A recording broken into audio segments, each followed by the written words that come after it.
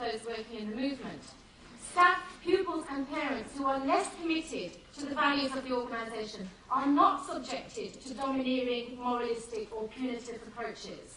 Istalga quotes one of her interviewees, a middle-aged mathematics teacher, as saying, "The parents of our students are not asking for a particular religious worldview.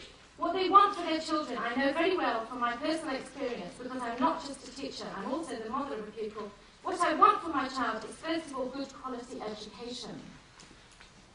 Other independent observers confirm that the form of dawah practiced in the movement and the schools is, to use Istalga's term, trans-confessional, emphasising universal values. It's indirect, witnessing by example rather than words, and principled in that the mode of influence appears to differ little no matter the location of the school.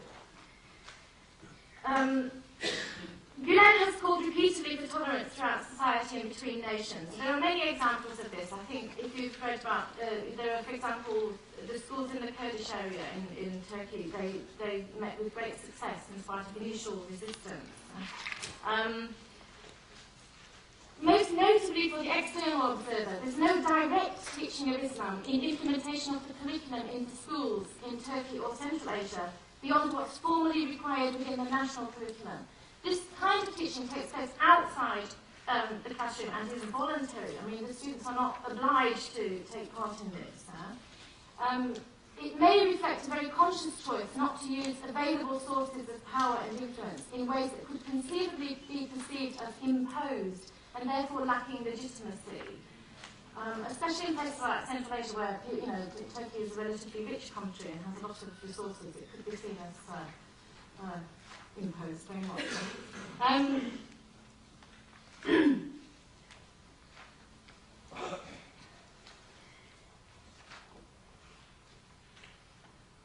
Given the intangibility of their aims, we need to think about how the achievement of the schools and other educational activities can be assessed or measured. I mean, they're not trying to turn everybody into Muslims, they're trying to do a head count at the end of it. How can we know the causes of whatever achievement is claimed? We may first of all consider the tempo-spatial aspect. How far and how fast have the activities of the movement spread? We may then consider the globality of the issues or universality of the values propagated and the particularity of goals, the establishment and continuance of particular activities or institutions. With respect to the tempo-spatial aspect, it's precisely the rapidity of the spread of these educational activities and institutions which has attracted attention and comment, ranging from praise to hostility. The activities include circles. These are relatively informal study groups which meet regularly, varying the content of study sessions according to participants' needs, wishes, environment, previous knowledge, and so forth.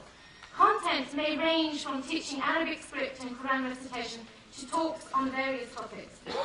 Participants commonly read the writings of Sayyid Nursi and Fethullah Gülen, contemporary exegesis of the Quran dealing with the problems of the 20th and now the 21st century. These are purely voluntary activities. They provide an additional social function, and being peer-led are invariably free of charge.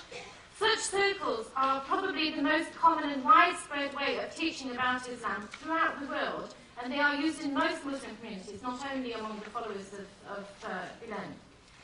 More formally constituted are the private primary and secondary schools, university preparation courses and private universities. These first sprang up in Turkey and then the neighbouring Central Asian countries with a common Turkic culture. But they've now been established in Southeast Asia, Africa, Russia, Eastern Europe and Australia. In Western Europe, there are community centres and or student hostels in the United Kingdom, France, Germany, Belgium and Holland. These latter provide support for those studying in the mainstream or public education system.